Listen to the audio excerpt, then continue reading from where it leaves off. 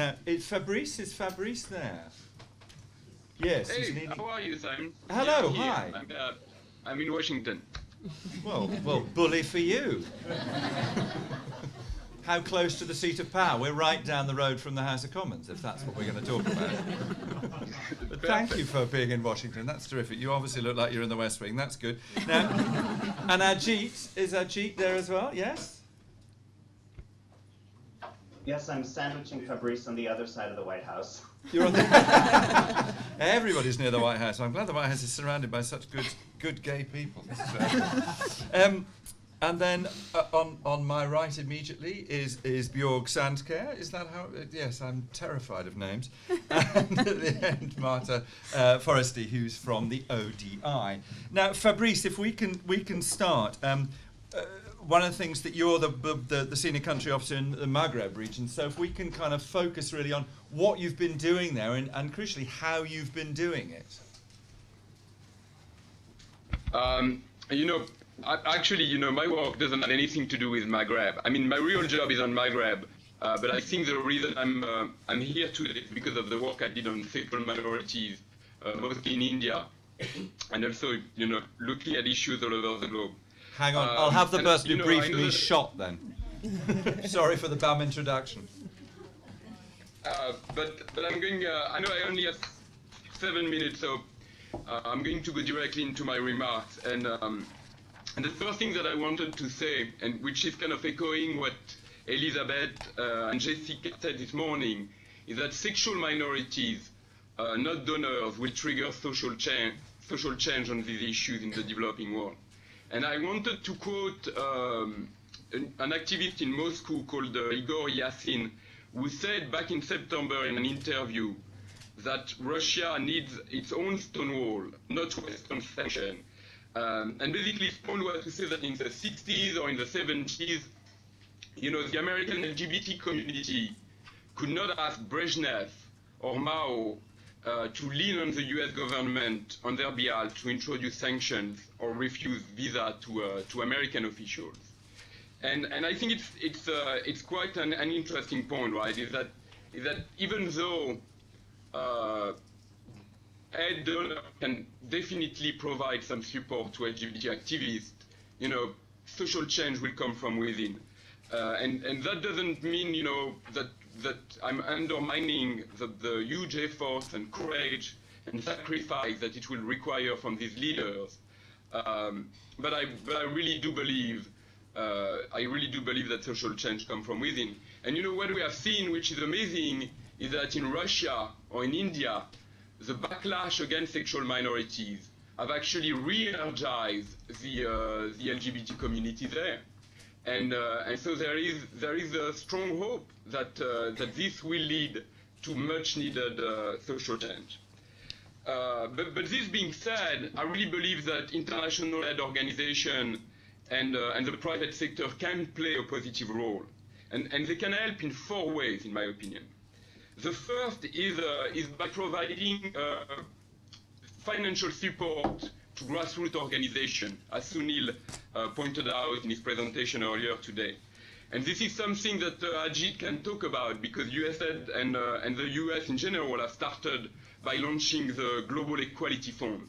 But the Global Equality Fund has only disbursed $9 million to support activists and individuals to protect human rights of LGBT people in over 50 countries. And that's not enough. If you compare to the Human Rights Campaign annual budget here in Washington, they spend $50 million a year. So $9 million a year to promote LGBT rights, across the world, that's not significant. And we need to find ways to mobilize money from private donors, from the private sector, and also from international organizations to provide better support to grassroots organizations. Then the second aspect in which I think that aid donor can help, and to me it's very important because that's where the World Bank can play a role, is by building evidence through data collection, analysis, and fieldwork. In my opinion, sexual minorities are one of the least studied group of people in the entire world. We have very little knowledge about them and about how exclusion affects their livelihood. And something that I've been pushing is to put more money in research. And I will talk a little more about this in a minute.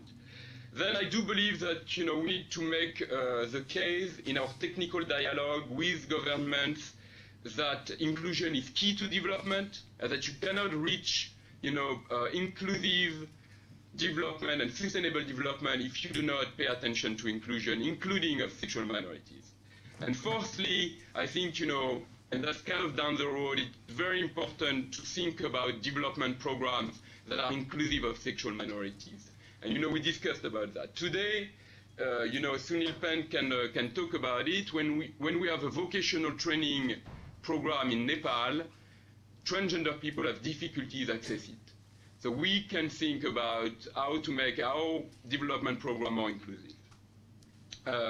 So I didn't mention, aid conditionality and high-level public statement, and that might come as a surprise given that the World Bank back in February postponed a $90 million loan to Museveni's government in the health sector.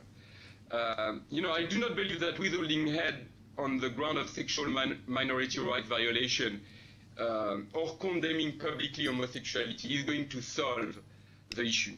And we must acknowledge that President Museveni got a huge political boost when he appeared as standing up against what is perceived as being Western financial pressures. I believe that in this particular instance, the World Bank had no choice, given the timing of the loan, given the content of the loan, and given the fact that the circumstances had changed at the last minute. It had no option but to postpone that loan. But this being said, I do not believe that public statements by international leaders are the most helpful to change the livelihood of sexual minorities in the field. And to me, the most helpful at this point is research and data collection. It's the most pressing aspect. And Sunil pointed out earlier that the international aid that goes to LGBT issues is extremely small. The Archives Foundation has estimated it as 0.05% of the overall aid. But in this tiny aid, only 5% goes to research, which is about $1.7 million a year, and that's a ridiculous amount. In the past 4 years, the World Bank has spent $250,000 on sexual minority issues, which is the grant I manage. And that was not even from its own budget, that was money that was given by the Nordics.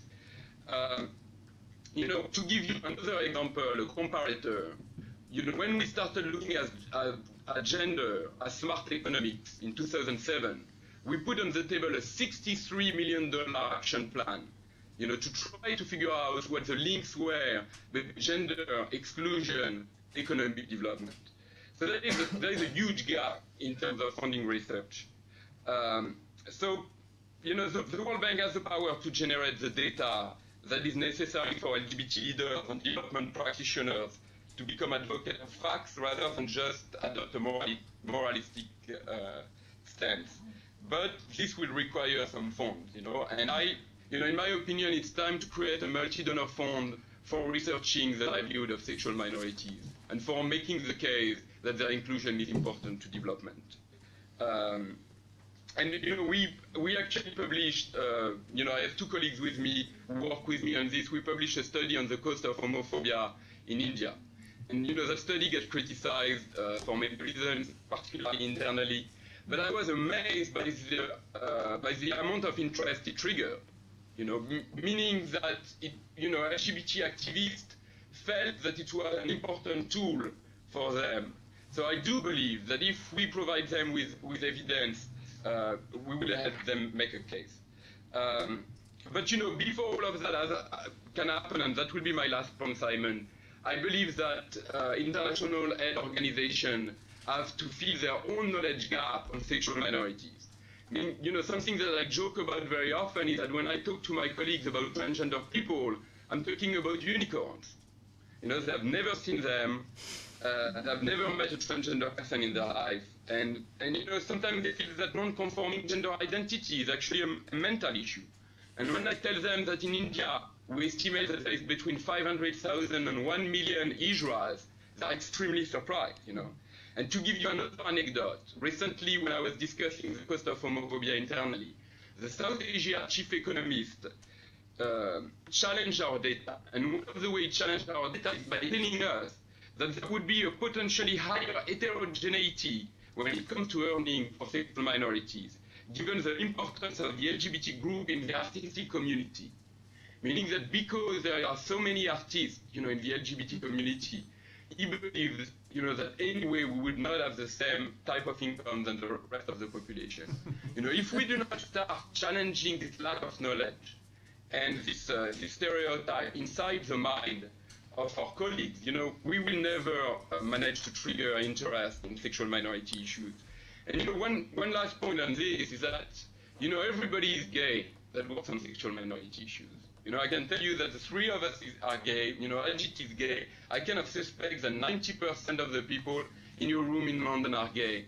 We have to think, why is it that we cannot trigger interest in our organization for straight people to work on these issues? I mean, this is a gigantic segment of the population that is clearly not benefiting from development efforts. Why isn't there interest among our straight colleagues, or more of our straight colleagues? Because, I'm a bit dishonest. I know a lot of straight people that work courageously on this issue, but inside my organization, I would like to see more of my straight colleagues bring their brain power to try to solve these issues. And then finally, that was your last point. That's a really good point. So I think I've said it. Can I just? Thank you, It's the only thing I do is count when people say that's my last point. You mentioned there were 4 reasons: financial support, research. What were the other 2? Sorry, I missed. So the first one is providing financing to grassroots organizations. The second one is research. The third one is in our technical dialogue with the governments, making the case that inclusion of sexual minority is good development policy. That's much more important than making a public statement against anti-homosexuality law. Going to the Minister of Health and telling him, what is the practical consequence of the anti-homosexuality law before it is passed, that's helpful. And then the last point is, the fourth one is developing more inclusive programs. Whether it's an education program, a vocational training program, an access to funds program, how can we ensure that sexual minorities have access to these programs? Thank you very much indeed.